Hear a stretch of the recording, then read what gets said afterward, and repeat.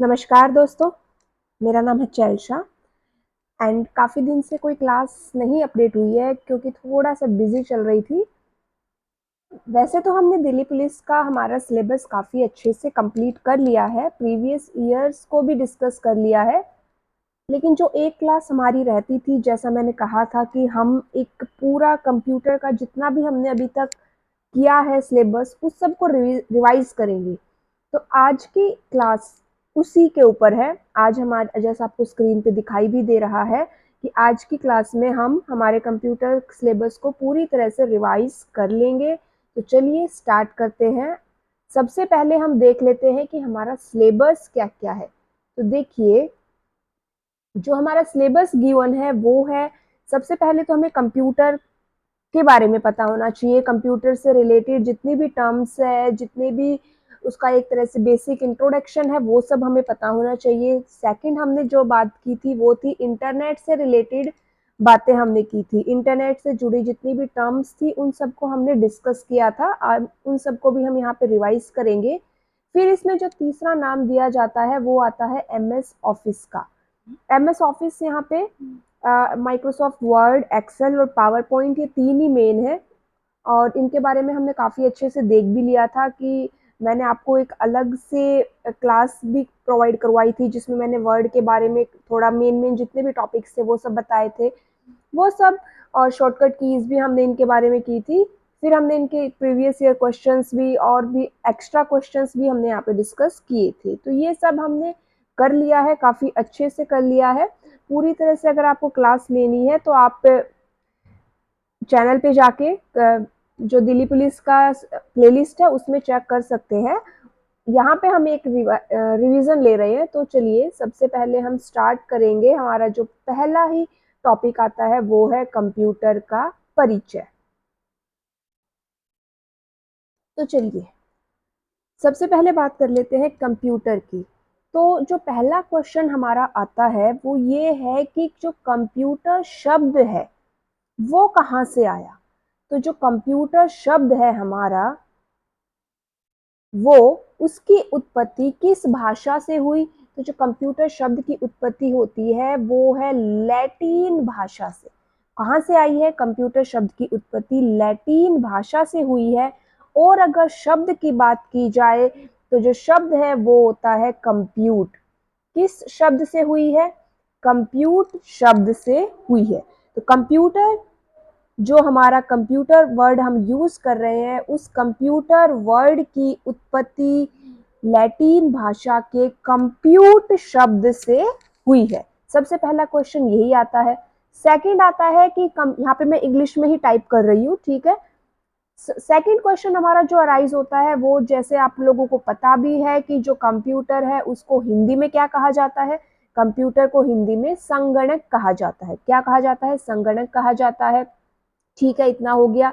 अगर डेफिनेशन की बात की जाए तो क्या है? कंप्यूटर एक इलेक्ट्रॉनिक मशीन है जो यूजर द्वारा दिए गए निर्देशों को प्रोसेस करता है और हमें आउटपुट प्रोवाइड करवाता है। क्या देता है? हमें आउटपुट प्रोवाइड करवाता है। सिंपल सी ये इसकी एक डेफिनेशन होती है। अब अगर बात की जाए कंप्यूटर के फादर की, किसकी बात करें हम यहाँ पे? कंप्यूटर के फादर की अगर बात करी जाए तो कौन है कंप्यूटर के जनक या कंप्यूटर के फादर में किसका नाम आता है? उसका वो आता है चार्ल्स बेबेज का। किसका नाम आता है? Charles Babbage. तो यहाँ पे हमने तीन क्वेश्चन देखे। पहला कि कौन सी भाषा से आया है? लैटिन भाषा से आया है, कंप्यूट शब्द से आया है। चार्ल्स बेबेज इसके फादर है, जनक है। अब एक बात ध्यान दीजिएगा कि चार्ल्स बेबेज इसके फादर है, लेकिन अगर आधुनिक कंप्यूटर की बात हो, किसकी बात हो? आधुनिक कंप्यूटर की बात हो, तब किसका नाम आएगा इसमें? आधुनिक कंप्यूटर में आएगा एलन ट्यूरिंग का। किसका नाम आता है? एलन ट्यूरिंग का। एलन ट्यूरिंग आधुनिक कंप्यूटर के जनक है। इतना हमें समझ में आया। इसको मैं इरेज कर देती हूँ। चार्ल्स बेबेज हमारे कंप्यूटर के कौन है? फादर है, जनक है। लेकिन अगर आधुनिक कंप्यूटर की बात हो तो एलन ट्यूरिंग इसके जनक माने जाते हैं। डेफिनेशन, एक इलेक्ट्रॉनिक मशीन है जो क्या करती है, इनपुट को रिसीव करती है, इनपुट प्राप्त करती है, निर्देश प्राप्त करती है, प्रोसेस करती है और उसकी क्या देती है, आउटपुट देती है, मेमोरी में भी उसको स्टोर करती है। ठीक है, अब आगे देखते हैं। अब यहाँ पे देखो मैंने लिखा है कंप्यूटर की फुल फॉर्म। क्या लिखी है मैंने यहाँ पे, कंप्यूटर की फुल फॉर्म क्या है? वैसे तो आती नहीं है, लेकिन फिर भी हमें पता होनी चाहिए कि फुल फॉर्म है commonly operated machine particularly used for technology, educational and research. C से कॉमनली, ओ से ऑपरेटेड, एम से मशीन, पी से पर्टिकुलरली, यू से यूज्ड फॉर, टी से टेक्नोलॉजी, ई से एजुकेशनल, आर से रिसर्च। क्योंकि कंप्यूटर इंग्लिश में ही लिखा जाता है तो हम इसीलिए इसकी फुल फॉर्म को भी इंग्लिश में ही कवर करते हैं। ठीक है, फुल फॉर्म को जितना आप इंग्लिश में देखोगे उतना आपके काफी इजी रहेगा। तो चलिए, इतना हमें समझ में आया। नेक्स्ट चलते हैं। अब यहाँ पे आपके सामने एक डायग्राम दिखाई दे रहा है, ये कंप्यूटर का ब्लॉक डायग्राम है, इसको थोड़ा ध्यान से समझो। यहाँ पे देखो, इसमें क्या दी गई है, एक इनपुट यूनिट है, एक आउटपुट यूनिट है, फिर मेमोरी यूनिट है, उसके बाद control unit, arithmetic, logical unit. अब इनपुट यूनिट का क्या काम होता है? इनपुट यूनिट का काम होता है, जैसे कि मैं कंप्यूटर के अंदर, अभी फिलहाल मैंने कंप्यूटर में क्या किया, ये प्रेजेंटेशन बनाई है, तो मैंने कंप्यूटर को क्या दी है, एक इनपुट दी है। किसकी हेल्प से मैंने दी है ये इनपुट? कीबोर्ड और माउस की हेल्प से दी होगी। तो इनपुट यूनिट या इनपुट डिवाइस या इनपुट यंत्र वे उपकरण होते हैं जो यूजर के निर्देशों को प्राप्त करता है। किसको प्राप्त करता है? जो यूजर के निर्देशों को लेता है और कंप्यूटर को देता है। वो क्या हो गए? Input unit, input device, input यंत्र, इनपुट उपकरण, कुछ भी कह सकते हो। ठीक है, उसके बाद ये सब इसने दे दिया। अब फिर ये मेरा जो मैंने अभी टाइप किया वो डेटा कहाँ जाएगा? वो जाएगा सीपीयू के पास, प्रोसेसर के पास। किसके पास जाएगा? वो प्रोसेसर के पास जाएगा। तो यहाँ पे ये जो control unit, arithmetic, logical unit, ये किसके पार्ट है? ये है सीपीयू के पार्ट है। एक और पार्ट इसमें ऐड होता है जो यहाँ पे मेंशन नहीं है, वो है रजिस्टर। सीपीयू में तीन चीजें इंक्लूड होती है, तीन चीजें शामिल होती है, register, control unit, arithmetic, logical unit. अब सीपीयू की अगर बात की जाए तो सीपीयू का पूरा नाम क्या होता है? Central processing unit. सीपीयू का पूरा नाम क्या होता है? Central processing unit. और सीपीयू को कंप्यूटर का ब्रेन, कंप्यूटर का दिमाग भी कहा जाता है।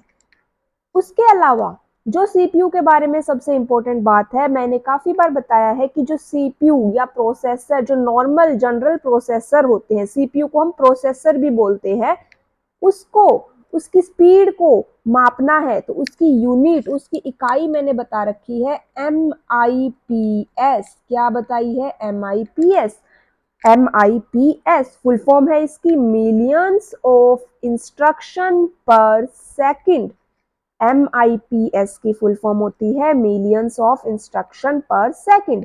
अब सीपीयू में तीन चीजें हैं, एक है रजिस्टर, एक है कंट्रोल यूनिट, एक है अर्थमेटिक, लॉजिकल यूनिट। सिंपल सी भाषा में समझो कि जो रजिस्टर होता है वो एक रजिस्टर एक सबसे छोटी इकाई है स्टोर करने की, सेव करने की। रजिस्टर क्या है? सबसे छोटी इकाई है डेटा को स्टोर करने के लिए, डेटा को सेव करने के लिए, और उतनी ही फास्ट है, उतनी ही फास्ट है, साथ में उतनी ही महंगी है, कॉस्टली आती है ये। तो जो भी मेमोरी स्टोर करने के लिए आप खरीदते हो, पेन ड्राइव खरीदते हो, जो मेमोरी कार्ड खरीदते हो, हार्ड डिस्क खरीदते हो, जो भी चीजें आप खरीदते हो वो सब क्या है? वो सब आप स्टोर करने के लिए खरीदते हो।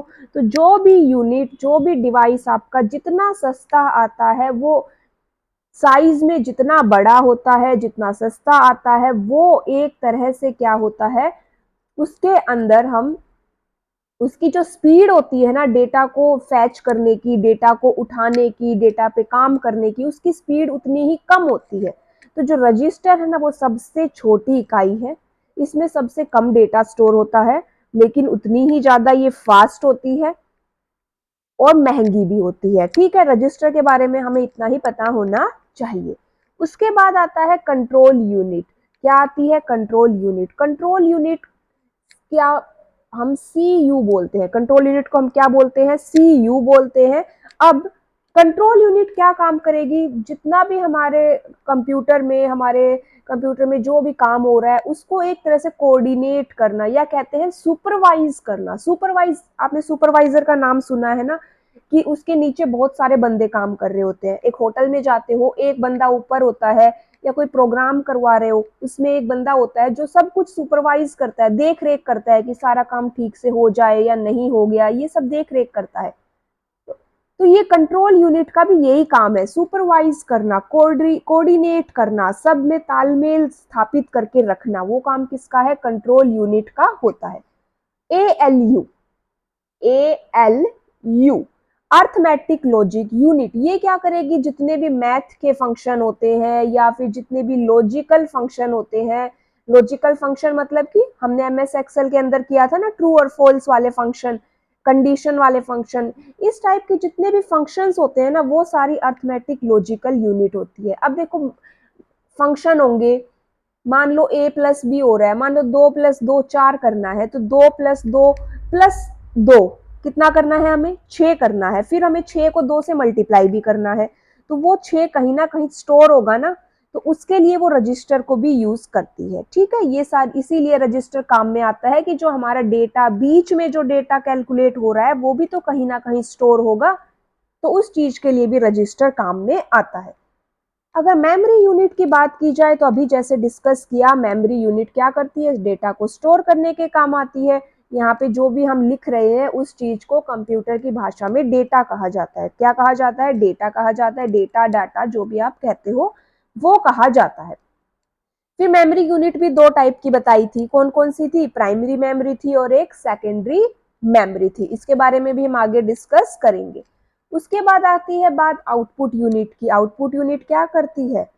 आपने जो अभी आप ये स्क्रीन पे मेरी प्रेजेंटेशन देख रहे हो, तो ये क्या है? आउटपुट दिखाई दे रही है आपको। मॉनिटर क्या कर रहा है? मेरी प्रेजेंटेशन आपके सामने दिखाई, आपको शो करवा रहा है। तो आउटपुट यूनिट जो हमें प्रोसेस किए हुए डेटा को दिखाता है, वो क्या हो गया? आउटपुट डिवाइस हो गया। ठीक है, इतना हमें समझ में आ गया। चलिए आगे चलते हैं।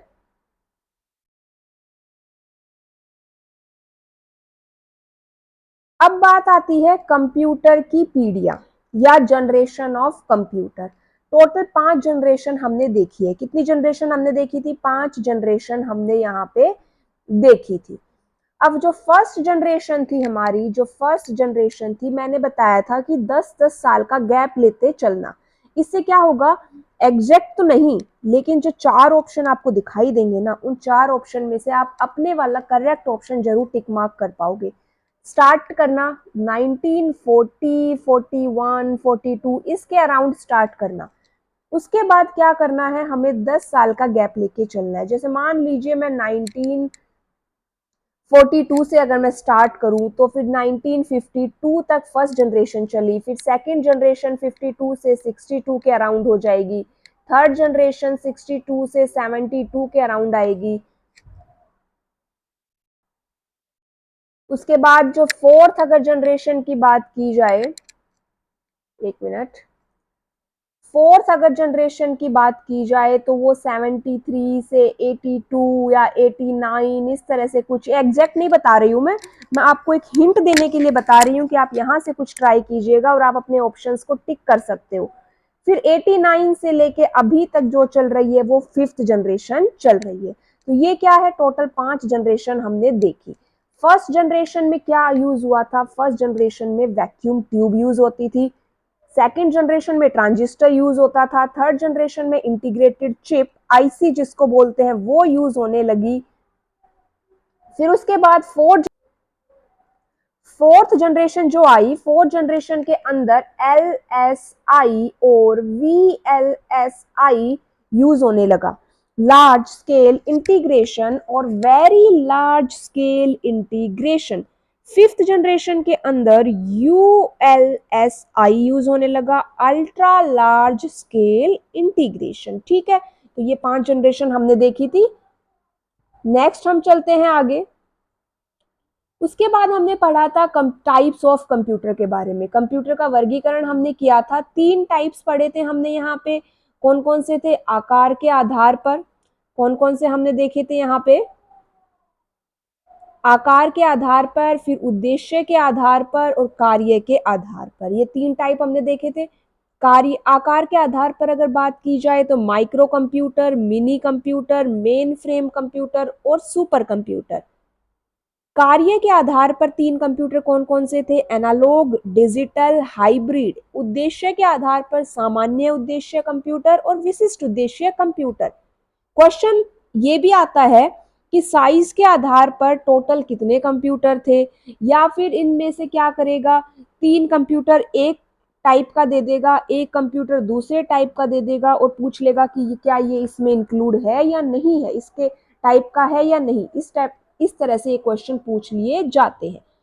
अब अगर सामान्य उद्देश्य और विशिष्ट उद्देश्य कंप्यूटर की बात की जाए तो सामान्य उद्देश्य कंप्यूटर वे होते हैं जो जनरल पर्पस के लिए बनाए जाते हैं, जो हम आप यूज करते हैं, जैसे जो मैं यूज कर रही हूँ, आप यूज कर रहे हो अपने घर पे, अपने ऑफिस में, अपने स्कूल में, कॉलेज में। वो सब क्या होते हैं? वो जनरल पर्पस के लिए बनाए जाते हैं।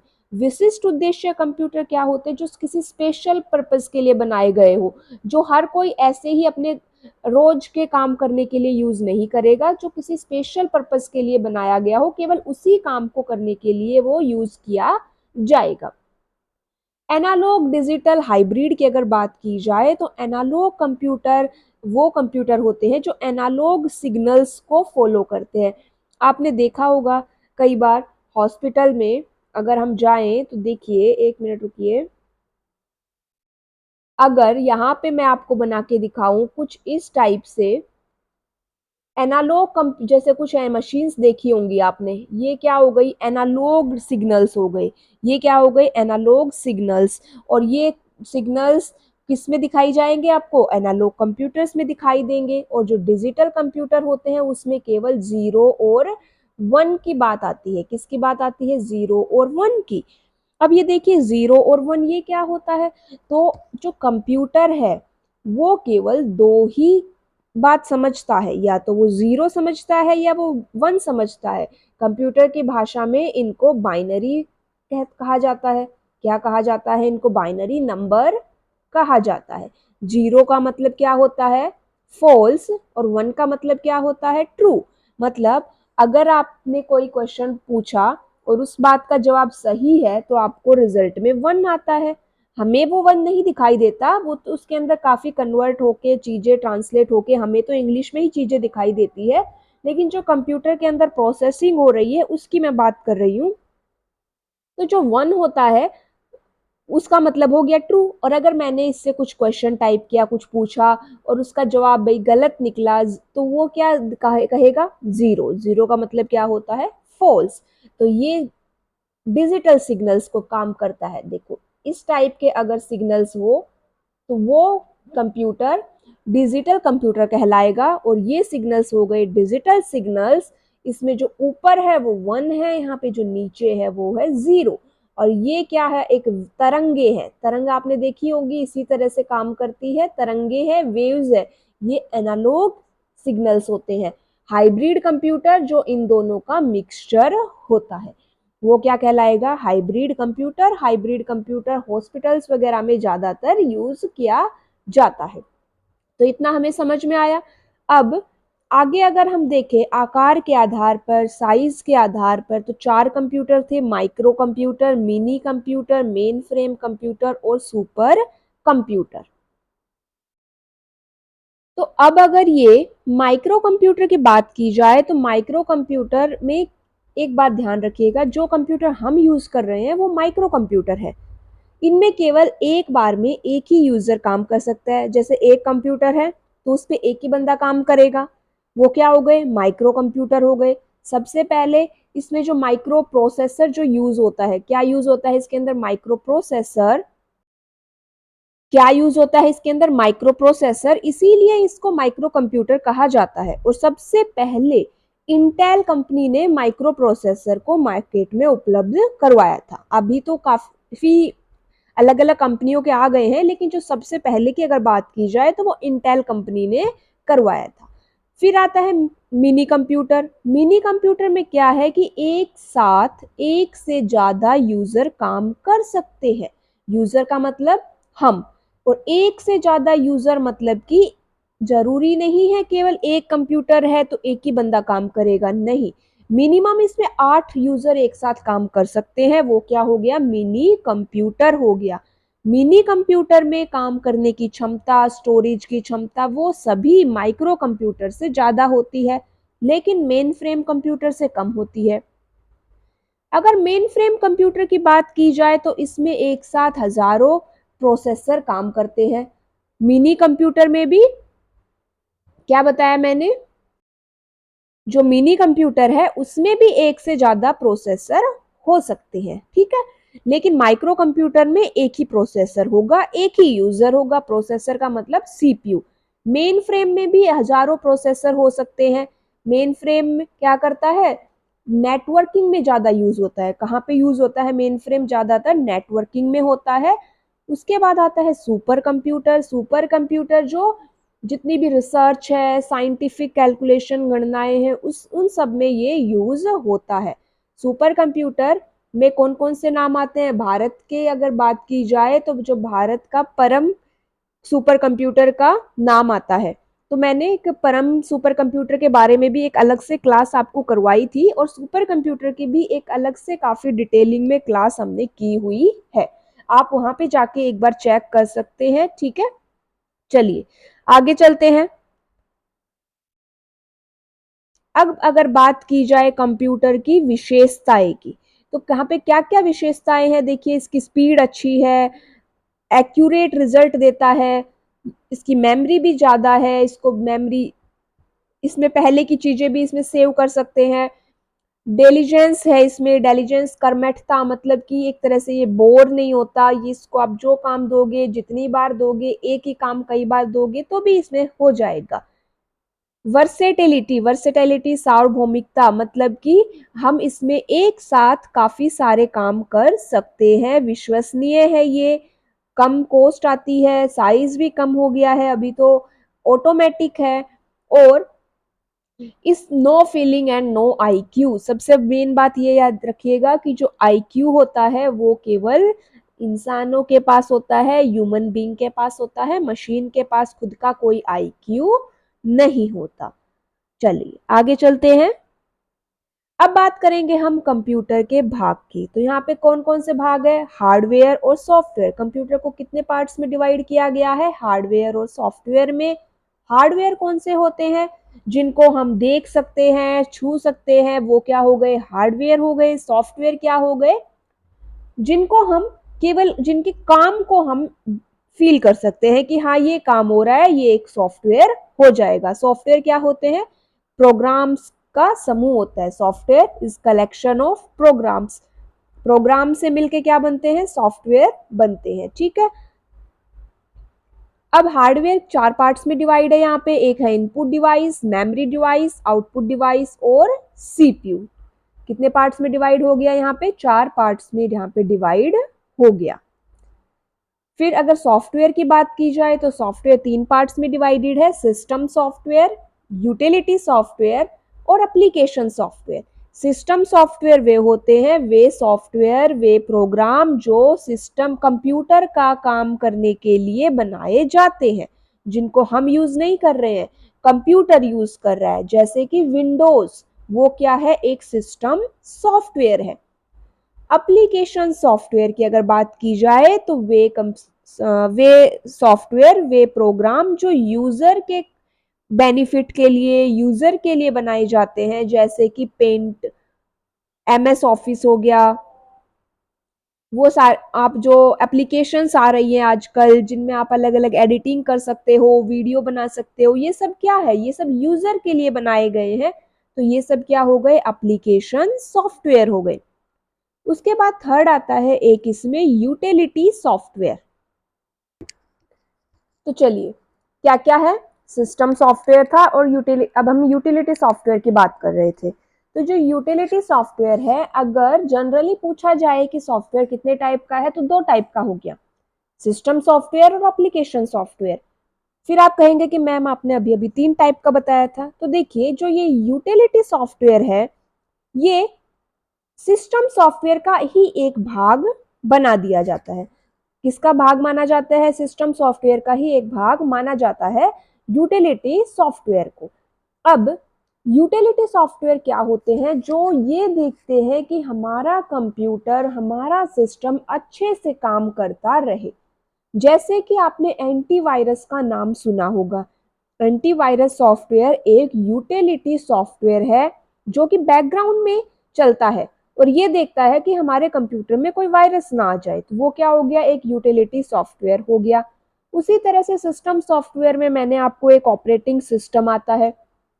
ऑपरेटिंग सिस्टम क्या होता है? ओएस इसको बोलते हैं शॉर्ट फॉर्म में। ऑपरेटिंग सिस्टम के बारे में ये बात ध्यान रखो कि ऑपरेटिंग सिस्टम यूजर और हार्डवेयर के बीच में क्या है? संबंध स्थापित करता है।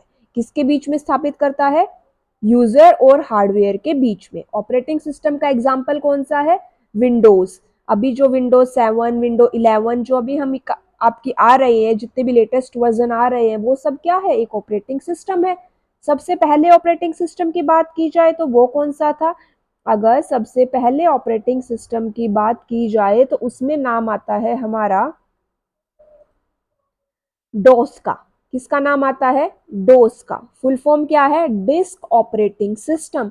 और ये डोस CUI के ऊपर आधारित है, control user character user interface. किसके ऊपर आधारित है? किसके ऊपर आधारित है? CUI पर। फुल फॉर्म है कैरेक्टर यूजर इंटरफेस। और जो विंडोज है वो है GUI पर। किस पर है? GUI पर, graphical user interface. GUI graphical user interface. क्योंकि इसके अंदर आपको, आपने देखा होगा आपकी विंडोज के अंदर आपको आइकन्स दिखाई देते हैं, छोटी छोटी जो पिक्चर्स है उन सबको क्या बोलते हैं? आइकन्स बोलते हैं। वो सब आपको डोस के अंदर नहीं मिलता। डोस के अंदर आपको केवल एक ब्लैक सी स्क्रीन दिखाई देती है जिसमें आप कमांड्स की हेल्प से काम करते हो। आज भी ये हर एक विंडो ऑपरेटिंग सिस्टम के अंदर आता है। चलिए इतना हो गया, अब आगे देखते हैं। एक मिनट। हाँ, अब आते हैं, हम बात करते हैं इनपुट डिवाइसेस की। तो हमने कितने इनपुट डिवाइसेस देखे थे? यहाँ पे देखिए हमने कीबोर्ड, इनपुट डिवाइस के बारे में हमने डिटेल में डिस्कस किया हुआ है। Keyboard, mouse, track ball, joystick, scanner, microphone, webcam, light pen, touch screen, MICR। Full form है मैग्नेटिक इंक कैरेक्टर रिकॉग्निशन। जो बैंक में आप चेक डालते हो उनको रीड करने में यूज होता है ये।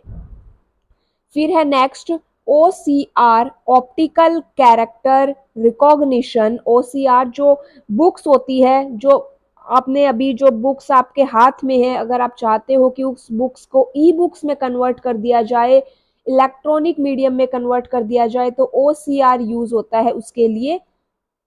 OMR, optical mark reader. Optical mark reader जितने भी सर्वे होते हैं जिनमें आपने OMR शीट देखी होंगी, उन सबको रीड करने के लिए OMR यूज होता है। BCR, बार कोड रीडर। जो आप जाते हो, आजकल आप देखते हो, आप जो भी पेमेंट करते हो वो बार कोड, QR कोड, इन सब से ही होती है। तो BCR जो भी प्रोडक्ट होता है उनके पीछे एक BCR बार कोड लगा होता है, वो होता है bar code reader. Black and white strip का होता है BCR। QR code reader, biometric sensor, card reader. Card reader के अंदर smart card reader, memory card reader, punch card reader, Kimball tag reader, ये सब इंक्लूडेड है। हमने इन सब के बारे में अच्छे से डिस्कस कर लिया है। आगे चलते हैं। उसके बाद इसमें जो अलग से हमने देखे हैं वो है digital camera, voice recognition system, या फिर स्पीच रिकॉग्निशन सिस्टम, या डिजिटाइजिंग टैबलेट, ग्राफिक्स टैबलेट। जो टैबलेट है उसी को डिजिटाइजर भी कहा जाता है। तो ये सब थे इनपुट डिवाइसेस। उसके बाद बात की जाए आउटपुट डिवाइसेस की, तो आउटपुट डिवाइसेस में कौन कौन शामिल है? मॉनिटर। मॉनिटर में ही आता है VDU। फुल फॉर्म क्या है? Visual display unit. और जो मॉनिटर होता है उसमें ध्यान दीजिएगा, ये जो मॉनिटर होता है, ये मॉनिटर, इसके अंदर dot dot dot dot dot इस तरह से चीजें होती है। इन डॉट डॉट को क्या कहा जाता है? पिक्सल्स कहा जाता है। क्या कहा जाता है? पिक्सल्स कहा जाता है। जितनी नजदीक ये डॉट होंगी ना एक दूसरे के, आपकी स्क्रीन का, आपकी वीडियो का, आपकी ऑडियो वीडियो का जो भी रिजोल्यूशन कहा जाता है, आप कहते हो ना कि मैंने तो कम क्वालिटी की वीडियो डाउनलोड करी है, तो मतलब उनका रिजोल्यूशन आपने कम किया है, तो उतना ही अच्छा रिजोल्यूशन होगा। जितने ये पिक्सल्स एक दूसरे के नजदीक होंगे उतना हाई रिजोल्यूशन होगा। और इस रिजोल्यूशन को मापा जाता है डीपीआई में, डॉट्स पर इंच। किसमें मापा जाता है? डॉट्स पर इंच।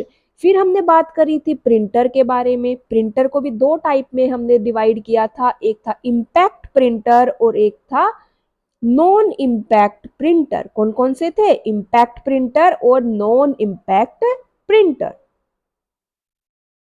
तो जो इम्पैक्ट प्रिंटर है उसके अंदर शामिल थे line printer, drum printer, ink printer.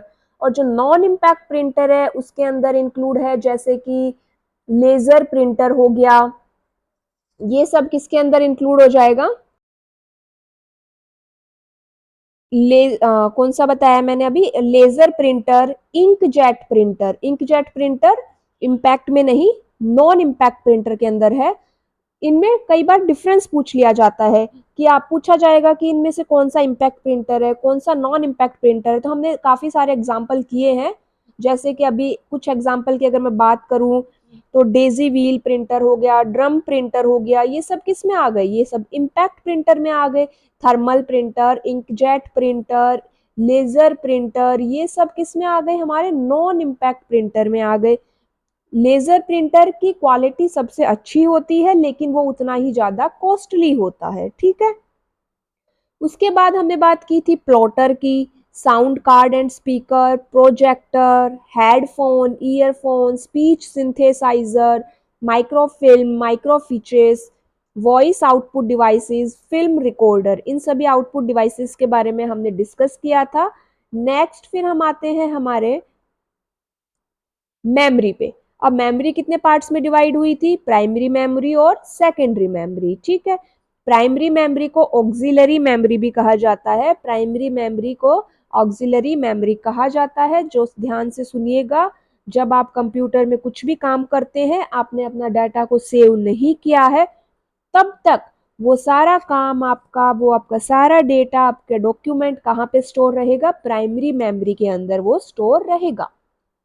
जैसे ही आपने अपने डाटा को सेव कर दिया, वो कहाँ चला जाता है? सेकेंडरी मेमोरी के अंदर चला जाता है। आप कंप्यूटर ऑन करते हो, आपने पहले से बनी हुई कोई फाइल ओपन कर ली, आपको करनी है, आपने डायरेक्ट ओपन किया और वो ओपन हो गई, लेकिन वो ऐसे ओपन नहीं होती है। आपकी फाइल स्टोर है सेकेंडरी मेमोरी में। जब आप उसको ओपन करोगे तो वो सेकेंडरी मेमोरी से पहले प्राइमरी मेमोरी में शिफ्ट होती है, फिर वो आपको ओपन होके दिखाई देती है। क्योंकि कंप्यूटर में जो काम होता है वो प्राइमरी मेमोरी के अंदर ही होता है। सीपीयू का, प्रोसेसर का सेकेंडरी मेमोरी के साथ सीधा कोई भी संबंध नहीं होता। प्राइमरी मेमोरी को भी दो पार्ट्स में डिवाइड किया जाता है, रैम और रोम में। रैंडम एक्सेस मेमोरी और read only memory. Random access memory और रीड ओनली मेमोरी। अब जो रैंडम एक्सेस मेमोरी है, इसके अंदर हम क्या कर रहे हैं? हमारे डेटा को, आप क्या कर रहे हो, आप जो डेटा को काम कर रहे हो वो आपका कहाँ सेव हो रहा है? वो डेटा आपका रैम के अंदर सेव हो रहा है। और रोम जो कि रीड ओनली मेमोरी है, इसमें हम केवल डेटा को रीड कर सकते हैं, उसमें आप कुछ भी चेंजेस नहीं कर सकते हो। जो आपका विंडो ऑपरेटिंग सिस्टम होता है वो भी आपका रोम के अंदर ही स्टोर होता है। कई बार क्वेश्चन आ जाता है कि हमारा ऑपरेटिंग सिस्टम कहाँ पे स्टोर है? वो भी रोम के अंदर ही स्टोर होता है। उसके बाद रैम और रोम के अंदर और डिफरेंस की अगर बात की जाए तो रैम एक वॉलेटाइल मेमोरी है और रोम नॉन वॉलेटाइल मेमोरी है। वॉलेटाइल और नॉन वॉलेटाइल का मतलब होता है कि जैसे ही लाइट कट हो गई, आपने डेटा को सेव नहीं किया, तो आपका डेटा आपको दिखाई नहीं देगा। हालांकि अभी कुछ फीचर्स ऐसे होते हैं अब अभी आ गए हैं कि आपका डेटा ऑटोमेटिकली सेव हो जाता है, और जब भी आप कंप्यूटर को ऐसे बीच में अगर बंद हो जाए तो आपको वो दिखाई देता है कि आप पुराना डाटा रिस्टोर कर सकते हो या नहीं। तो रैम क्या है? वॉलेटाइल मेमोरी है, क्योंकि इसका डेटा आपको नहीं दिखाई देगा। रोम क्या है? Read only memory, non volatile memory है, अगर लाइट कट भी हो जाती है, पावर चली जाती है, तो भी आपका डेटा सेव रहेगा। रैंडम एक्सेस मेमोरी के अंदर हम रीड और राइट दोनों चीजें कर सकते हैं, रोम के अंदर केवल हम रीड ही कर सकते हैं। ठीक है, उसके बाद आगे अगर हम बात करें, उसके बाद अगर बात की जाए कि रैम, रैम को दो पार्ट्स में डिवाइड किया गया, एस रैम और डी रैम। फुल फॉर्म पता होनी चाहिए, स्टैटिक रैंडम एक्सेस मेमोरी और डायनामिक रैंडम एक्सेस मेमोरी। अब यहाँ पे ये बात ध्यान दीजिएगा, जो एस रैम होती है वो कॉस्टली होती है, और अगर लाइट कट हो जाए तो इसका डेटा भी डिलीट हो जाता है। डी रैम, डी रैम इतनी कॉस्टली नहीं होती, इस लेकिन इसके अंदर हमें बार बार में इसको रिफ्रेश करना पड़ता है कि हमारा डेटा सेव रहे। इसके लिए हमें क्या करना पड़ता है? इसको बार बार में रिफ्रेश करना पड़ता है। इसके अंदर कैपेसिटर्स यूज होते हैं। रोम की अगर बात की जाए तो रोम को चार पार्ट्स में डिवाइड किया गया है, M ROM, P ROM, E P ROM, double E P ROM. Maskable read only memory, programmable read only memory. उसके बाद आता है E P ROM, erasable programmable read only memory. Double E P ROM, electrically erasable programmable read only memory. M ROM के data को केवल read किया जा सकता है। पी रोम, इसमें एक बार जब हम बना रहे हैं उसी टाइम पे आपने जो प्रोग्राम इसमें डाल दिया, केवल उसी टाइम पे आप इसमें कुछ जो भी प्रोग्राम डालना चाहते हो वो डाल सकते हो, बाद में इसमें कोई चेंजेस नहीं कर सकते। ई P ROM, erasable programmable read only memory, इसको आप इरेज कर सकते हो। इलेक्ट्रिकली इरेजेबल में हम यूवी लाइट्स का यूज करते हैं डेटा को डिलीट करने के लिए। ठीक है, उसके बाद अगर बात की जाए सेकेंडरी मेमोरी की, तो यहाँ पे सेकेंडरी मेमोरी को हमने तीन पार्ट्स में डिवाइड किया है, मैग्नेटिक डिस्क, ऑप्टिकल डिस्क और solid state drive. Magnetic disk के अंदर, अब इसमें क्वेश्चन ऐसे आ जाता है कि भाई ये जो मैग्नेटिक टेप है, ये जिप डिस्क है, ये किसका एग्जाम्पल है? ऑप्टिकल डिस्क का एग्जाम्पल है या सॉलिड स्टेट का एग्जाम्पल है? इस टाइप से क्वेश्चन आते हैं। तो यहाँ पे देखो, जो मैग्नेटिक डिस्क है उसके अंदर शामिल है hard disk, magnetic tape, zip disk और फ्लॉपी डिस्क। आजकल फ्लॉपी डिस्क यूज नहीं होती है, मैग्नेटिक टेप जो कैसेट की फॉर्म में आती थी वो होती है। ऑप्टिकल डिस्क, ऑप्टिकल डिस्क में आप ध्यान से देखो, ओ मतलब ओ आता है, सर्कल बना हुआ है, तो जितनी भी सर्कल सर्कल वाली चीजें हैं वो सब ऑप्टिकल डिस्क में आ जाएगी, जैसे CD, compact disc, DVD, digital versatile disc, blu ray disc या बी डी डिस्क भी बोलते हैं इसको। आजकल ब्लू रे डिस्क ही ज्यादा यूज हो रही है लैपटॉप्स वगैरह में। Solid state drive, pen drive, memory card, ये सब इसमें यूज होते हैं। जिन सॉलिड स्टेट ड्राइव में वो सारी चीजें आएंगी जिनको आप यूएसबी यूज करो, केबल की हेल्प से कनेक्ट करोगे वो सब। ठीक है, यूएसबी पोर्ट की हेल्प से। यूएसबी की फुल फॉर्म होती है यूनिवर्सल सीरियल बस। उसके बाद हमने देखा यहाँ पे मेमोरी यूनिट्स। मेमोरी यूनिट देखिए, एक बार रिवाइज करते हैं। वन बिट, एक बिट को स्मॉल बी से लिखा जाता है। एक बिट का मतलब है या तो 0 या 1। एक निबल, निबल का मतलब है 4 बिट। एक byte is equal to 8 bit. एक किलोबाइट का मतलब क्या है? 1024 बाइट। एक मेगाबाइट का मतलब है 1024 किलोबाइट। एक गीगाबाइट 1024 MB। एक टेराबाइट 1024 GB। एक पेटाबाइट 1024 TB। एक एक्साबाइट 1024 PB। एक जेटाबाइट 1024 एक्साबाइट। एक योटाबाइट 1024 जेटाबाइट। एक ब्रोंटोबाइट 1024 योटाबाइट। एक जीओपी बाइट 1024 ब्रोंटोबाइट। तो यहाँ पे ये मेमोरी यूनिट्स है। ठीक है, फिर नेक्स्ट आगे चलते हैं हम। अब हम जब ये जो मेमोरी की क्लास हमने करी थी उसमें हमने रैम रोम के बारे में difference, primary memory secondary memory के बारे में डिफरेंस, ये सब भी हमने काफी अच्छे से वहां पे किया हुआ है। तो अगर आपको कोई इश्यू आता है इन सब में, या आपको लग रहा है कि आपको नहीं रिवाइज नहीं याद उनके बारे में, तो आप वहाँ पे क्लास देख सकते हैं, ठीक है। अब अगर हम बात करें बूटिंग की, तो एक बूटिंग एक छोटी सी बात है। बूटिंग क्या होती है, जब आप अपना कंप्यूटर स्टार्ट करते हो तो उस प्रोसेस को, उस प्रक्रिया को क्या कहा जाता है, बूटिंग कहा जाता है। बूटिंग दो प्रकार की होती है, एक होती है वार्म बूटिंग और एक होती है कोल्ड बूटिंग। वार्म बूटिंग का मतलब क्या है, मान लीजिए आपका कंप्यूटर बीच में चल रहा था, हैंग हो गया, आपने रीस्टार्ट बटन दबा दिया, तो वो क्या हो गई, वार्म बूटिंग हो गई। कोल्ड बूटिंग क्या होती है कि आपने कंप्यूटर आपका बंद है, आपने स्टार्ट ही नहीं कर रखा, आप स्विच ऑन कर रहे हो, सीपीयू बटन दबा रहे हो, वो क्या हो गई, कोल्ड बूटिंग होती है, ठीक है। उसके बाद हम बात करते हैं कंप्यूटर का इतिहास। हमने कंप्यूटर का जब इतिहास हमने देखा था, तो हमने क्या क्या यहाँ पे पढ़ा था, तो देखिए हमने देखा था सबसे पहले अबेकस आया था, फिर नेपियर बोन्स आया, फिर पास्केलाइन, पास्कल का पास्कल कैलकुलेटर आया, उसके बाद स्टेप्ड रेकनर आया था, फिर चार्ल्स बेबेज का डिफरेंस इंजन आया, एनालिटिकल इंजन आया। एनालिटिकल इंजन वो मशीन जो चार्ल्स बेबेज की कभी पूरी नहीं हुई।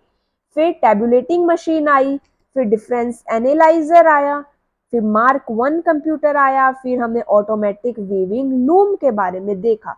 तो हमने इन सब के बारे में वहां पे अच्छे से डिस्कस कर लिया है। इसमें जो नेपियर बॉन्स है, इसका निर्माण किसने किया था, जॉन नेपियर ने किया था। पास्केलाइन कैलकुलेटर का ब्लेज पास्कल ने किया था। उसके बाद जो डिफरेंस इंजन है, ये 1820 या 1822 इसमें आया था। एनालिटिकल इंजन 1830 या कहीं कहीं पे 1833 भी है, यहाँ पे आया था। टेबुलिंग जो टेबुलेटिंग मशीन है, टेबुलेटिंग मशीन को हॉलरिथ ने डिस्कवर किया था। टेबुलेटिंग मशीन का ही बाद में नाम आईबीएम रखा गया था, इंटरनेशनल बिजनेस मशीन। जो मार्क 1 कंप्यूटर है, उसको हावर्ड एकन ने बनाया था। ऑटोमेटिक वीविंग लूम, ये क्या होती है, ये जो मशीन कपड़ों के ऊपर जो प्रिंट आते हैं, उसके लिए ये ऑटोमेटिक वीविंग लूम को डिजाइन किया गया था। चलिए अभी आगे चलते हैं। फिर बात करेंगे हम प्रारंभ के प्रसिद्ध कंप्यूटर। यहाँ पे हमने कुछ कंप्यूटर्स की बात की थी, जैसे ENIAC, स्टोर्ड प्रोग्राम की अवधारणा। स्टोर्ड प्रोग्राम का कॉन्सेप्ट जॉन वॉन न्यूमैन का था। एडवैक, EDVAC, एडजैक, EDSAC, यूनिवैक 1, ये सारे कंप्यूटर स्टार्टिंग में ही आए थे। जैसे ENIAC फर्स्ट जनरेशन का कंप्यूटर है। उसके बाद इनमें क्या हुआ, इनके वर्जन्स आने लगे। अब इनकी फुल फॉर्म क्या क्या होती है, तो electronic numerical integrator and calculator, ENIAC की। एडवैक की फुल फॉर्म क्या होती है, एडवैक की फुल फॉर्म होती है electronic discrete variable automatic computer, ठीक है। फिर आता है EDSAC, electronic delay storage automatic computer, computer या calculator, electronic delay storage automatic calculator. UNIVAC की फुल फॉर्म है यूनिवर्सल ऑटोमेटिक कंप्यूटर। चल इतना हो गया, आगे चलते हैं। उसके बाद हमारा आता है नेटवर्क। नेटवर्क क्या होता है, जो नेटवर्क मतलब कि बहुत सारे कंप्यूटर, बहुत सारे डिवाइसेस, मोबाइल फोन हो, जो सब मतलब एक दूसरे से जुड़े हुए हो, आपस में बातें शेयर कर रहे हो, अपने रिसोर्सेज शेयर कर रहे हो और जानकारी शेयर करते हैं, वो सब क्या होता है, एक नेटवर्क होता है। सबसे पहला नेटवर्क क्या था, सबसे पहले नेटवर्क का नाम क्या था, अर्पा नेट।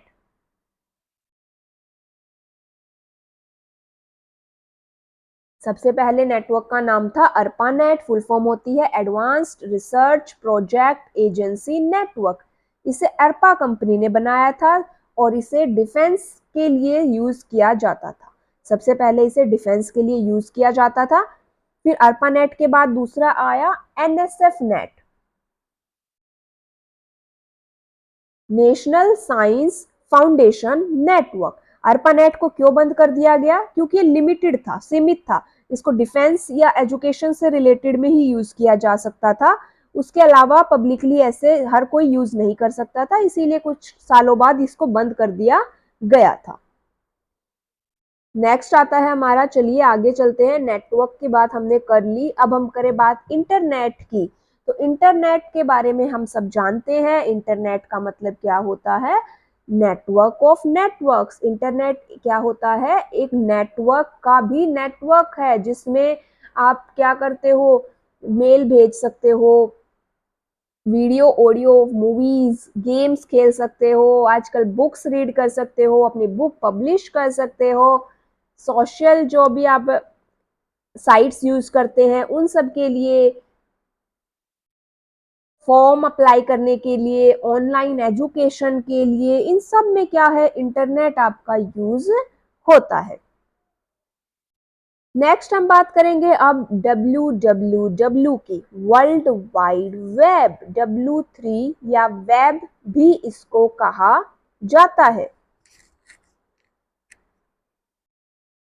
अच्छा, और इंटरनेट के जनक कौन माने जाते हैं, इंटरनेट के जनक माने जाते हैं विंट ग्रे सर्फ। कौन माने जाते हैं, विंट ग्रे सर्फ। और भारत में इंटरनेट की शुरुआत हुई थी 14 अगस्त 1995 को। लेकिन अगर बात की जाए पब्लिकली उसका यूज कब से स्टार्ट होने लगा, तो 15 अगस्त 1995 से उसका यूज होने लगा। ठीक है, ये दो अलग अलग डेट है, 14 अगस्त 1995 और 15 अगस्त 1995। और अगर भारत में जनक पूछा जाए इंटरनेट का, तो ब्रिजेंद्र के सिंघल है, वैसे विंट ग्रे सर्फ है। अब अगर बात करते हैं हम वर्ल्ड वाइड वेब की, तो वर्ल्ड वाइड वेब के जनक है टिम बर्नर ली। कौन है इसके जनक, टिम बर्नर ली। और इंटरनेट की पहली वेबसाइट की अगर बात की जाए, तो वो भी कौन सी थी, world wide web, www। Internet की पहली वेबसाइट और वर्ल्ड वाइड वेब के जनक कौन है, टिम बर्नर ली। आप देखते होंगे, आप जब भी कोई वेबसाइट का नाम लिखते हो उसका स्टार्टिंग www डॉट से ही स्टार्ट करते हो। तो इस www डॉट का, इसका यूज, वर्ल्ड वाइड वेब का यूज किया जाता है इंटरनेट पे जितनी भी जानकारियां है उनको यूज करने के लिए, शेयर करने के लिए, उसके लिए हम इसका यूज करते हैं। तो इतना हमें पता चला। अब अगर पूछा जाए टिम बर्नर ली ने कब किया था इसका आविष्कार, तो इसका आविष्कार किया था 1989 में, 1989 में वर्ल्ड वाइड वेब का आविष्कार टिम बर्नर ली ने किया था। अब आगे बात करते हैं वर्ल्ड वाइड वेब और इंटरनेट के बीच का अंतर क्या क्या है। तो देखो, जो वर्ल्ड वाइड वेब है ये वेबसाइटों का एक संग्रह है। मतलब वर्ल्ड वाइड वेब के अंदर आपको क्या मिलेंगी, बहुत सारी वेबसाइट्स मिलेंगी, वेबसाइट्स का ही एक समूह होता है। जबकि इंटरनेट क्या होता है, नेटवर्कों का एक नेटवर्क होता है। वर्ल्ड वाइड वेब एक सर्विस है, एक सेवा है जो इंटरनेट से हमें मिलती है। और इंटरनेट एक पूरे तरह से एक बुनियादी ढांचा है, एक इंफ्रास्ट्रक्चर है, मतलब जिसकी हेल्प से, मतलब एक ढांचा है उसके, और वर्ल्ड वाइड वेब उसके उस इंफ्रास्ट्रक्चर के अंदर एक सर्विस होती है। वर्ल्ड वाइड वेब मुख्य रूप से हार्डवेयर पर आधारित होती है और इंटरनेट जो है सॉफ्टवेयर पर आधारित होता है। वर्ल्ड वाइड वेब 1989 में विकसित किया गया था और इंटरनेट को 1960 के दशक में विकसित किया गया था। वर्ल्ड वाइड वेब इंटरनेट का ही एक सबसेट है। क्या है, इंटरनेट का एक भाग है। और इंटरनेट वर्ल्ड वाइड वेब का सुपर सेट है। सबसेट मतलब एक छोटा भाग है, और मतलब वर्ल्ड वाइड वेब इंटरनेट के अंदर आता है, लेकिन इंटरनेट वर्ल्ड वाइड वेब के अंदर नहीं आता। वर्ल्ड वाइड वेब इंटरनेट के अंदर आता है, ये बात ध्यान दीजिएगा। इंटरनेट एक बड़ा सर्कल है, वर्ल्ड वाइड वेब उसके अंदर एक छोटा सा भाग है। और वर्ल्ड वाइड वेब को शुरुआत में एनएसएफ नेट के नाम से जाना जाता था, और इंटरनेट के पहले वर्जन को अर्पानेट के नाम से जाना जाता है। वर्ल्ड वाइड वेब HTTP का प्रयोग करता है, hyper text transfer protocol. Full form क्या है, hyper text transfer protocol. Internet क्या करता है, आईपी एड्रेस का प्रयोग करता है, इंटरनेट प्रोटोकॉल एड्रेस। और मैंने जब हम प्रीवियस ईयर को डिस्कस कर रहे थे तब वहां पे बताया था आपको आईपी वर्जन के बारे में कि आईपी एड्रेस दो टाइप का होता है, एक वर्जन 4, एक वर्जन 6। वर्जन 4 32 बिट का होता है और उस 32 बिट के को जो आईपी होती है उसको 4 भाग में डिवाइड करके दर्शाया जाता है। हर एक भाग में 8 बिट होती है, उन भागों को डॉट से दर्शाया जाता है, तो टोटल 3 डॉट हो गई। ठीक है, तो इस तरह से आप उस पूरी क्लास को वहां पे देख सकते हैं। चलिए आगे बात करेंगे। अब हम इन टर्म्स के बारे में अगर बात करें, web server, web browser, website, web page, home page. तो यहाँ पे देखो ये क्या है, एक वेब सर्वर है और ये क्या है, ब्राउजर है। हमारे कंप्यूटर पे क्या होता है, ब्राउजर होता है, आप इंस्टॉल करते हो, जैसे गूगल क्रोम आपने इंस्टॉल किया, वो क्या हो गया, एक वेब ब्राउजर हो गया। फिर एक वेब सर्वर होता है, वेब सर्वर होता है जहां पे सारी वेबसाइट्स स्टोर होती है, वो क्या होता है, एक वेब सर्वर होता है। और हम जो भी आप जानकारी इंटरनेट से उठा रहे हो वो उस वेब सर्वर पे होती है।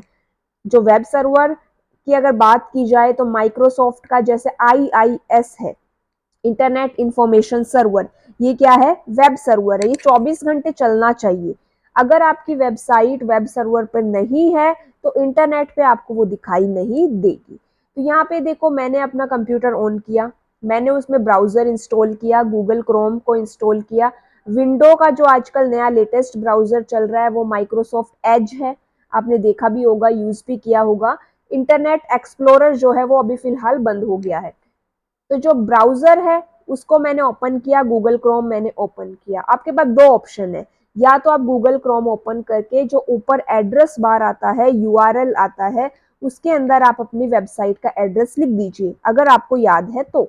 अगर आपको वेबसाइट का एड्रेस नहीं पता तो आप क्या करेंगे, एक सर्च इंजन ओपन करेंगे। सर्च इंजन जैसे कि आपने गूगल को ओपन कर दिया, गूगल ओपन करते हैं ना, गूगल सबसे पहले आपका काम यही होता है कि आप www.google.com ओपन करते हैं, फिर उसके अंदर आप लिखते हो आपको जो भी ढूंढना है वो, फिर हमने उसके अंदर लिखा, वो आपको उससे रिलेटेड सारे पेजेस दिखाएगा। अब आपको जो भी वेबसाइट उसमें से चाहिए आप उस पर क्लिक करेंगे और आपको मिल जाएगी।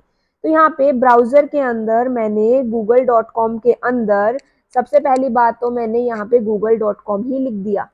अब ये ब्राउजर सर्वर को एक रिक्वेस्ट भेजेगा और ये रिक्वेस्ट होगी HTTP की फॉर्म में, हाइपर टेक्स्ट ट्रांसफर प्रोटोकॉल की फॉर्म में। रिक्वेस्ट होगी कि मुझे google.com पेज देखना है। अगर आपने जो पेज लिखा है वो सर्वर के ऊपर एग्जिस्ट करता है, वो आपने सही एड्रेस लिखा है तो आपको रिस्पॉन्स में वो पेज दिखाई देगा। अगर आपका एड्रेस गलत है, आपने गलत लिखा है तो आपको एरर शो होगा। कई बार आपको एरर दिखाई देता है ना कि पेज नॉट फाउंड 404 एरर, तो आपने कहीं ना कहीं कोई गलत टाइप किया होता है, इस वजह से आपको एरर आता है। तो यहाँ पे क्या हो गया, ब्राउजर क्या हो गया, ब्राउजर जिसके द्वारा मैं कोई भी इंफॉर्मेशन इंटरनेट की सर्च कर पा रही हूँ वो क्या होते हैं, ब्राउजर होते हैं। सर्वर क्या होते हैं, जहाँ पे सारी इंफॉर्मेशन स्टोर होती है। वेबसाइट क्या होती है, वेबसाइट होता है वेब पेज का समूह होता है। एक सिंगल पेज को वेब पेज कहा जाता है। वेब पेज जो इंटरनेट पे आपको जो पेजेस दिखाई दे रहे हैं उनको वेब पेज कहा जाता है, उन इलेक्ट्रॉनिक पेजेस भी उन्हें कहा जाता है। अब बहुत सारे अगर वेब पेज मिला दिए जाए और वो आपस में जुड़े हुए हैं तो वो एक वेबसाइट बनाती है। जो वेबसाइट होती है उसके अंदर बहुत सारे वेब पेज है, लेकिन जो होम पेज है वो एक ही होगा। आपने किसी भी वेबसाइट को ओपन किया, जो सबसे पहला पेज आपको दिखाई देता है वो होता है होम पेज। ठीक है, इतना हमें समझ में आया। अब आगे बात कर लेते हैं सर्च इंजन की। सर्च इंजन जैसे मैंने आपको अभी गूगल का एग्जांपल दिया कि अगर आपको वेबसाइट का एड्रेस नहीं पता है तो आप गूगल का यूज करते हैं। जैसे यहाँ पे गूगल अमेरिका का सर्च इंजन है, याहू, AOL, डक डक गो, आस्क.com, माइक्रोसॉफ्ट बिंग, बाइडू चीन का है, इन्फोसिक, अल्टाविस्टा, यांडेक्स रूस का है। तो सर्च इंजन में पूछ लेता है क्वेश्चन कि बाइडू कहा, बाइडू है क्या, सर्च इंजन है, ब्राउजर है, सर्वर है, इस टाइप से क्वेश्चन आ जाते हैं, तो ये हमें पता होने चाहिए। फिर हम बात करते हैं डीएनएस की। डीएनएस का पूरा नाम होता है डोमेन नेम सिस्टम। डीएनएस का पूरा नाम क्या है? Domain name system. और यहाँ पे आपने कुछ नाम देखे होंगे, जैसे ये आपने जब प्रीवियस ईयर क्वेश्चंस देखे हैं तो वहां पे देखा होगा कि आपको मैच करने में आ जाते हैं कि .gov क्या है, गवर्नमेंट एजेंसी है, .com कमर्शियल है, .org organisation, .net network, .edu education, .info information website. ये टॉप लेवल डोमेन है। कौन से डोमेन है? टॉप लेवल डोमेन है। फिर ये कंट्री डोमेन आते हैं .in India, .uk United kingdom, .cn China, .au Australia, .ru Russia. तो ये डीएनएस के अंदर हमारे नाम आते हैं। फिर यहाँ पे डीएनएस की वर्किंग समझो एक बार। डोमेन नेम क्या होता है? अब यहाँ पे मैंने काफी अच्छे से आपको बताया हुआ है कि एक कंप्यूटर, मान लीजिए मैंने अपने ही नाम का एग्जाम्पल दिया था उस टाइम पे भी कि मेरा नाम चैलशा है, लेकिन जैसे मेरे घर पे ये नाम नहीं बोलना आता तो मेरा घर पे भी एक निक नेम है। लेकिन अगर वो निक नेम लेके आप जाओ मेरे कॉलेज में, मेरे स्कूल में, और कहो कि मुझे इनसे मिलना है, तो आपको कोई नहीं बताएगा, उनको पता ही नहीं है, क्योंकि उनको तो मेरा ओरिजिनल नेम पता है जो कि चैलशा है। तो उसी तरह से एक वेबसाइट के भी दो नाम होते हैं। एक होता है डोमेन नेम होता है उसका, और एक उसका आईपी एड्रेस होता है। डोमेन नेम जो सिंपल सा नेम, जैसे google.com, जो आपको पता है, हमें पता है, इजी सा है, याद हो जाता है। लेकिन सर्वर को ये नाम नहीं पता। google.com सर्वर को उसके आईपी एड्रेस से उसको पता है। आईपी एड्रेस एक न्यूमेरिक एड्रेस होता है, आईपी एड्रेस ही उसका असली नाम है। google.com का एक 32 बिट का आईपी एड्रेस होता है। अगर आप पूछोगे ना google.com, जैसे यहाँ पे ब्राउजर पे सर्च किया गया है example.com, ये एक वेबसाइट है पूरी। फिर ये वेबसाइट कहाँ पे जाएगी? डीएनएस सर्वर के पास जाएगी, डोमेन नेम सर्वर। अब ये डीएनएस सर्वर क्या करेगा? इस वेबसाइट का आईपी एड्रेस निकाल के देगा, और ये आईपी एड्रेस वेब सर्वर के पास जाएगा। अब वेब सर्वर ढूंढेगा कि इसके पास इस एड्रेस का कुछ भी इंफॉर्मेशन है या नहीं। अगर है तो वो हमें वो जानकारी दे देगा। ठीक है, अगर मान लीजिए आपने यहाँ पे google.com लिखा, डीएनएस सर्वर google.com का इसी टाइप से कोई एक आईपी एड्रेस निकालेगा। ये आईपी एड्रेस है, देख लीजिए यहाँ पे 3 डॉट यूज हो रही है। उस आईपी एड्रेस को वेब सर्वर के पास भेजेंगे। फिर वेब सर्वर वहां पे चेक करेगा, अगर उसके पास वो आईपी एड्रेस की कोई भी वेबसाइट है तो वो हमें दिखाई देगी, लेकिन नहीं है तो वहां पे नहीं दिखाई देगी। तो ये क्या होता है? Domain name system. Domain name system होता है। डोमेन नेम और आईपी एड्रेस दो नाम यहाँ पे आते हैं। ठीक है, उसके बाद अगर बात की जाए यूआरएल की, फुल फॉर्म है यूनिफॉर्म रिसोर्स लोकेटर। जब भी आप अपना एक गूगल क्रोम खोलते हैं तो ऊपर आपको जो आपका जहाँ पे आपका वेबसाइट का एड्रेस आपको दिखाई देता है, ये इसी टाइप से कुछ दिखाई देता होगा। ये क्या है? एक यूआरएल है। क्या है? ये एक यूआरएल है, यूनिफॉर्म रिसोर्स लोकेटर। यूआरएल के अंदर ही हम, अब यूआरएल में देखो यहाँ पे HTTP की फुल फॉर्म क्या है? Hyper text transfer protocol. फिर ये ऊपर नीचे और नीचे बिंदी है, इसको बोला जाता है कोलन। इसका भी नाम पूछ लिया जाता है, ऊपर बिंदी नीचे बिंदी, इसको बोलते हैं कोलन। फिर ये 2 बार स्लैश है। फिर www world wide web dot, ये आपकी वेबसाइट का नाम, यहाँ पे जो भी आपकी वेबसाइट है, अमेजोन है। और कॉम मतलब की कमर्शियल वेबसाइट है। तो ये .com क्या है? ये एक डोमेन नेम है, उसका कमर्शियल वेबसाइट है। ठीक है, इतना हमने देखा। इनके बारे में देखो डिटेलिंग में, ज्यादा अच्छे से आपको डिटेलिंग में देखने के लिए आप इनसे रिलेटेड क्लास देखिए। यहाँ पे हम सिर्फ एक थोड़ा सा रिवीजन ले रहे हैं कि हमने क्या क्या अभी तक देखा है। जैसे कि सर्च इंजन के बारे में बात की जाए तो मैंने गूगल के बारे में, याहू के बारे में काफ़ी अच्छे से डिस्कस करके बताया हुआ है। वेब सर्वर के बहुत सारे टाइप्स के बारे में, वेब ब्राउज़र की सेटिंग्स के बारे में, इन सब के बारे में हमने काफ़ी अच्छे से डिस्कस किया है। अगर उन्हीं सबको मैं फिर से यहाँ पे डिस्कस करने लगूंगी तो मतलब जितना वहाँ पे हमने टाइम दिया है उतना ही टाइम आज की क्लास को देना पड़ेगा। तो ये एक तरह से थोड़ा सा रिवीजन है कि आपका माइंड रिफ्रेश हो जाए, आपको याद आ जाए कि आपने ये चीज़ें पढ़ी थी। तो ये सिर्फ एक रिवीजन की क्लास है। अगर आपने अभी तक वो क्लासेस नहीं देखी है तो आप डिटेलिंग के लिए क्लास देख लीजिएगा, मेरी नहीं जिसकी भी आप देखते हो उसकी देख लीजिएगा।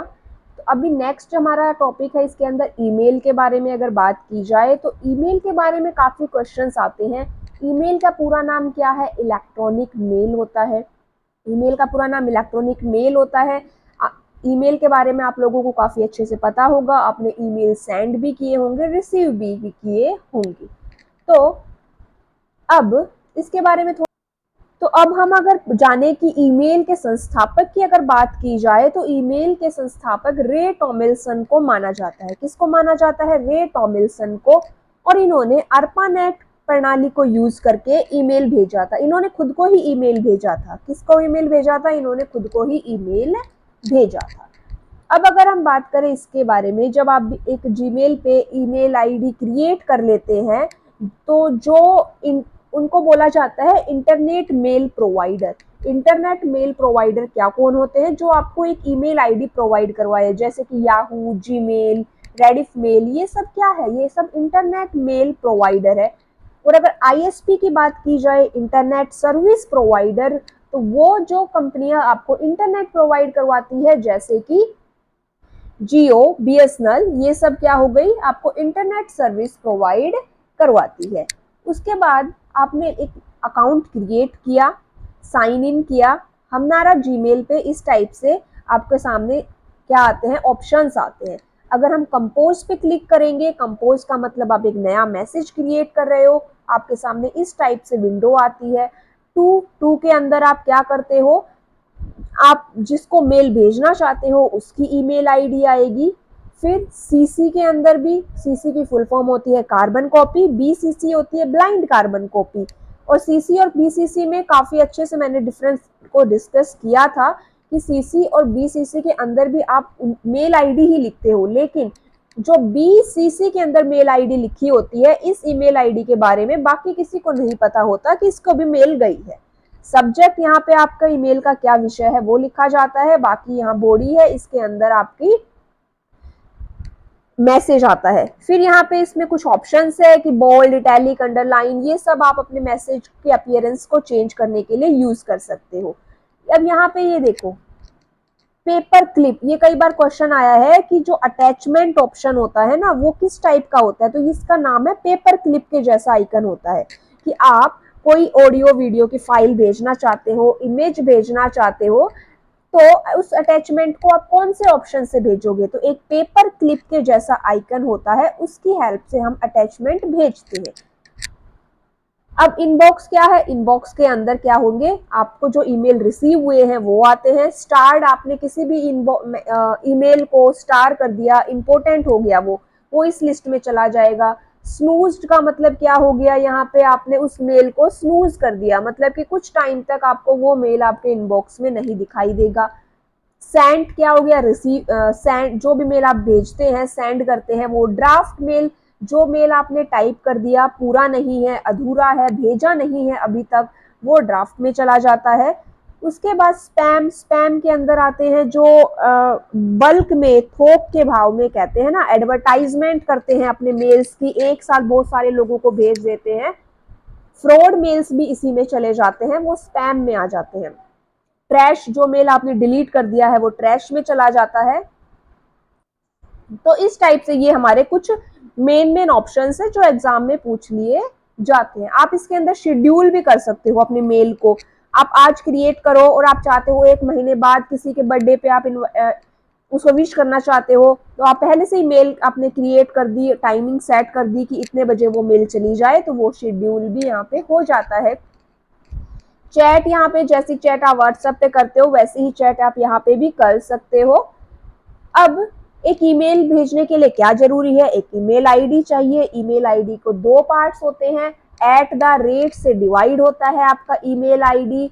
जैसे कि पहले जो @ से पहले आप यूजर नेम होता है और @ के बाद आपका क्या होता है? प्रोवाइडर का नेम होता है। अब आगे चलेंगे, हम बात कर लेते हैं ब्लॉक्स की। तो ब्लॉग क्या होता है ये भी एक छोटा सा टॉपिक आपके सिलेबस में मेंशन है। सिलेबस अगर आपको एग्जैक्टली नहीं पता है तो सिलेबस की एक वीडियो अलग से अपलोडेड है, आप वहां पे देख सकते हो। एक बार और इसमें देखिए, ईमेल के बारे में मैंने दो प्रोटोकॉल के बारे में आपको बताया होगा।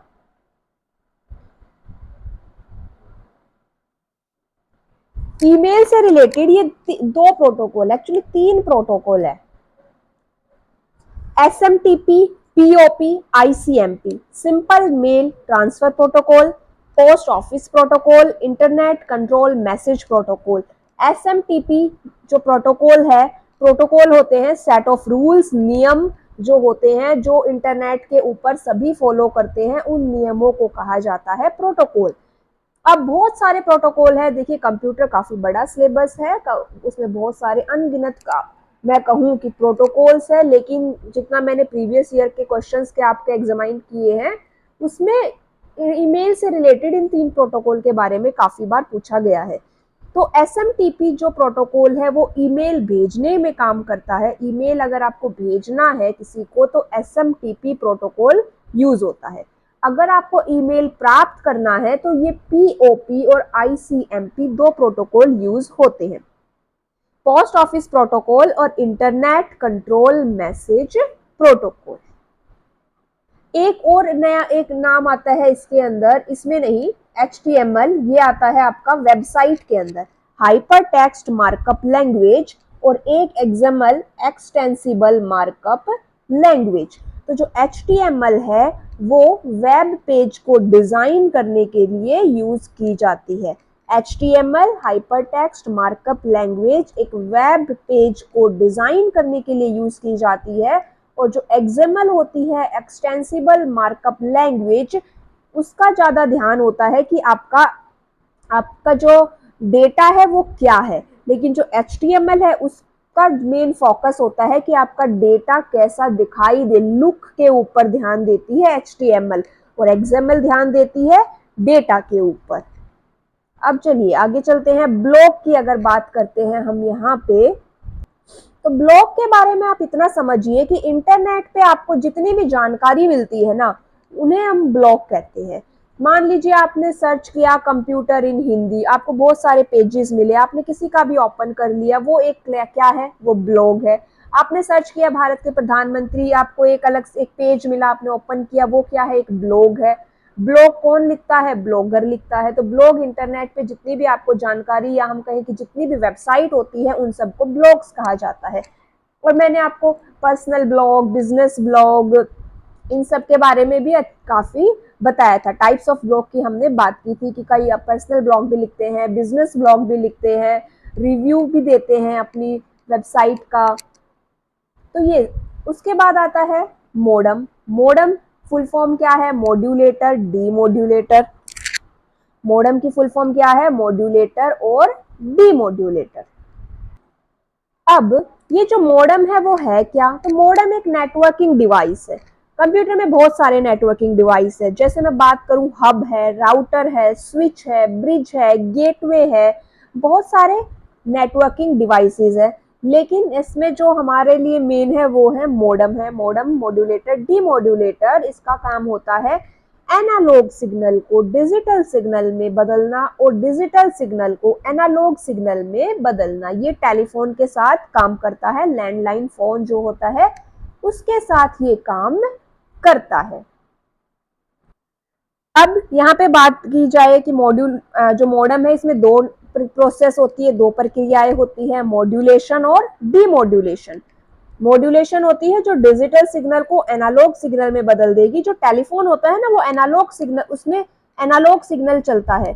टेलीफोन में कौन सा सिग्नल चलता है, एनालॉग सिग्नल। तो मॉड्यूलेशन डिजिटल को एनालॉग में बदलता है और डीमॉड्यूलेशन क्या करता है, एनालॉग को डिजिटल में बदल देता है। ठीक है, तो ये हमारा मॉडम के बारे में है। उसके बाद आगे चलते हैं हम।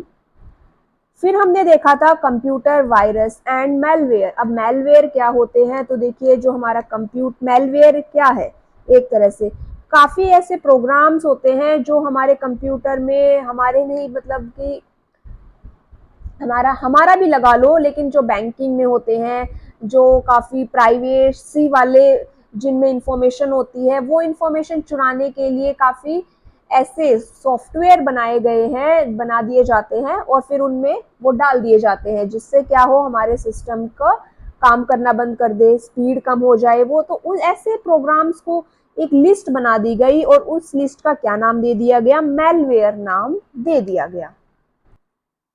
अब तो इनको क्या नाम दे दिया गया, मेलवेयर, मैलिशियस सॉफ्टवेयर। अब मेलवेयर के अंदर क्या क्या शामिल हो गए, मेलवेयर के अंदर जैसे वायरस आता है, वोम आता है, कीलॉगर, रूट किट, स्पाईवेयर, इस टाइप के अलग अलग क्या आ गए, एक तरह से प्रोग्राम्स हो गए। वायरस क्या है, vital information resources under seize. अब वोम क्या करता है, वोम क्या करता है, खुद की ही कॉपी बना लेता है। एक बार अगर सिस्टम में आ गया तो वो अपने आप को ही क्या करता रहता है, रिप्लिकेट, खुद की ही कॉपी बनाता रहता है। तो इस तरह से हमने काफी सारे वायरस और मेलवेयर के बारे में डिस्कस किया था। फिर इसके बाद हमने देखा था कि माइक्रोसॉफ्ट ऑफिस के बारे में हमने बात की थी, जिसमें हमने माइक्रोसॉफ्ट वर्ड, एक्सेल और पावर पॉइंट के बारे में हमने बात की थी। अब माइक्रोसॉफ्ट एक्सेल की अगर हम बात करें तो माइक्रोसॉफ्ट एक्सेल में जो मेन बातें थी वो था कि उसमें जो फंक्शंस यूज होते हैं, कौन कौन से फंक्शंस यूज होते हैं, हमने उन फंक्शंस को डिस्कस किया था। फिर अगर वर्ड, एक्सेल और पावर पॉइंट की जो विंडो है, उस विंडो में कौन कौन से टैब होते हैं, कितने ग्रुप होते हैं, इन सब के बारे में हमने डिस्कस किया था। आपने अगर प्रीवियस ईयर देखा है तो उसमें देखा होगा कि ये भी क्वेश्चंस पूछ लिए जाते हैं। हम कम से कम 40 to 50 मिनट्स की एक क्लास में मैंने एक विंडो की वीडियो, वर्ड की वीडियो, फिर एक्सेल की वीडियो के बारे में, एक्सेल की विंडो के बारे में मैंने काफ़ी अच्छे से वहाँ पे डिस्क्राइब किया था। तो अगर आपने नहीं देखी है तो एक बार देख लीजिएगा। उसके बाद हमने जो किया था, आपने कंप्यूटर से रिलेटेड काफ़ी फुल फॉर्म्स को हमने डिस्कस किया था। कंप्यूटर से रिलेटेड कम से कम 100 से ज़्यादा हमने फुल फॉर्म की थी, शॉर्टकट कीज़ की थी। विंडो से रिलेटेड जितनी भी शॉर्टकट कीज़ है, Microsoft Word, PowerPoint, Excel से रिलेटेड जितनी भी शॉर्टकट कीज़ है, उनसे बाहर एग्जाम में कोई भी क्वेश्चन नहीं आया है, आप देख लीजिएगा। अगर आप इसके अलावा हमने काफ़ी प्रैक्टिस टेस्ट भी किए हैं। अगर आप इन क्लासेस को रिपीट में देखेंगे तो आपको काफ़ी अच्छे से समझ में आ जाएगा कि कौन सी चीज़ किसके लिए यूज़ हो रही है। ठीक है, तो ये थी आज की हमारी क्लास, जिसमें हमने देखा अभी तक हमने क्या क्या डिस्कस किया है। क्लास अच्छी लगे तो लाइक, शेयर, सब्सक्राइब जरूर कर दीजिएगा। Thank you.